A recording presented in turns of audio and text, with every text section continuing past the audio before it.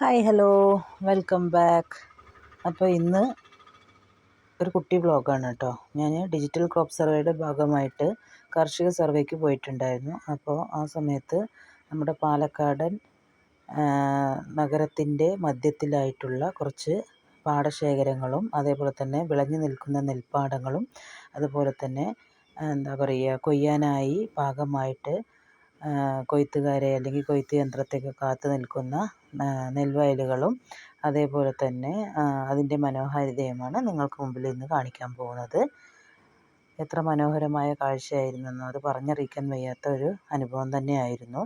നട്ടുച്ച വെയിലത്ത് ഒരു എന്താ പറയുക, ഫ്രണ്ടിൻ്റെ സഹായത്തോടു കൂടി കുടയൊക്കെ പിടിച്ചിട്ടാണ് നമ്മൾ ഈ സർവേ ചെയ്തിട്ടുണ്ടായിരുന്നത്. നോമ്പും അതേപോലെ തന്നെ വേനൽ ചൂടും അതേപോലെ തന്നെ എന്താ പറയുക, മൊത്തം പ്രതികൂലമായ കാലാവസ്ഥ ആയിരുന്നിട്ട് കൂടി അതിനെ വളരെയധികം ആസ്വദിച്ച് തന്നെ ചെയ്യാൻ പറ്റി. കാരണം എന്താ വെച്ചാൽ, നമുക്കിപ്പോൾ നമ്മുടെ പ്രദേശത്തോ അല്ലെങ്കിൽ നമ്മുടെ നാട്ടിൽ തന്നെ അന്യം നിന്നുകൊണ്ടിരിക്കുന്ന ഒരു സംഭവമാണ് ഈ കൃഷി.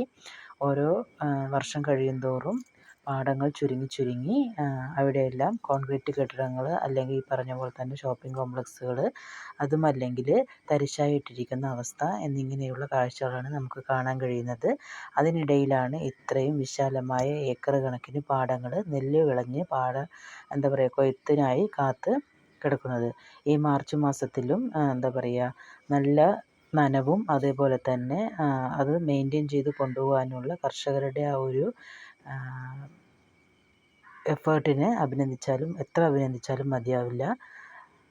ഈ നെല്ലിൻ്റെ ഇടയിൽ തന്നെ നമുക്ക് റാഗി, അതായത് നമ്മുടെ കോറ, കുട്ടികൾക്കെല്ലാം ഫുഡ് കൊടുക്കുന്ന കോറ, അതേപോലെ തന്നെ എന്താ പറയുക, ഇടക്കാല കൃഷികളായ തുവര, അതേപോലെ തന്നെ പയർ എന്നിങ്ങനെയുള്ള ഇടക്കാല കൃഷികളെല്ലാം അതിൻ്റെ ഇടയിൽ കാണാൻ കഴിയുമായിരുന്നു.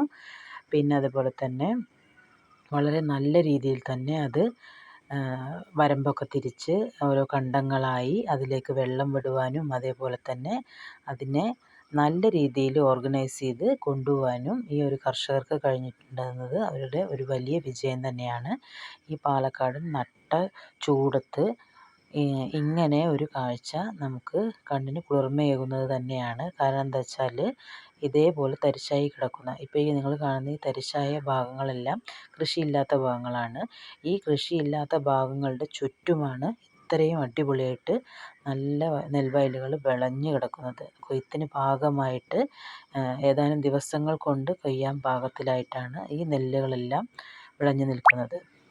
അപ്പോൾ നമുക്ക് അതിൻ്റെ മനോഹാരിത എത്ര ഞാൻ പറഞ്ഞാലും നിങ്ങൾക്ക് ഈ വീഡിയോയിൽ എത്രമാത്രം അത് കിട്ടുമെന്ന് എനിക്കറിയില്ല. എന്നാലും ഞാൻ പറയട്ടെ, നമുക്ക് ഇത്തരം കാഴ്ചകൾ ഇനി ഓരോ വർഷം കഴിയുന്തോറും നമ്മളിൽ നിന്ന് അകന്നകന്ന് പോവുകയാണ്. കാരണം എന്താണെന്ന് നിങ്ങൾക്ക് തന്നെ അറിയാൻ പറ്റും.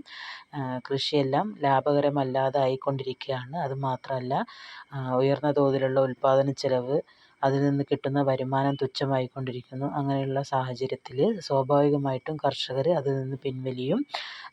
കൂടാതെ നമ്മുടെ ഓരോ വർഷം കഴിയുന്തോറുള്ള ജലത്തിൻ്റെ ദൗർലഭ്യത, വെള്ളം കിട്ടാത്ത ഈ അവസ്ഥയിൽ നമുക്ക് കനാലുകളെ അതുപോലെ തന്നെ പുഴകളെയൊക്കെയാണ് മെയിനായിട്ട് കൃഷിക്ക് ആശ്രയിക്കുന്നത്. പോരാത്തതിന് നമ്മുടെ മലമ്പുഴ ഡാമാണ് ഒന്നാമത്തെ നമ്മുടെ ജലസ്രോതസ്സ്. പക്ഷേ ഈ ജലസ്രോതസ്സുകളെല്ലാം തന്നെ ഈ ഒരു മാർച്ച് മാസം ആദ്യമായപ്പോഴേക്കിനും ഏകദേശം വറ്റി വരണ്ട് നമുക്ക് കുടിവെള്ളത്തിന് അല്ലെങ്കിൽ പ്രാഥമിക കാര്യങ്ങൾക്കുള്ള വെള്ളം പോലും കിട്ടാത്ത അവസ്ഥയിൽ ഇരിക്കുന്ന ഈ സമയത്ത് നമുക്ക് കൃഷിക്ക് എങ്ങനെ വെള്ളം ഉപയോഗിക്കാൻ പറ്റും?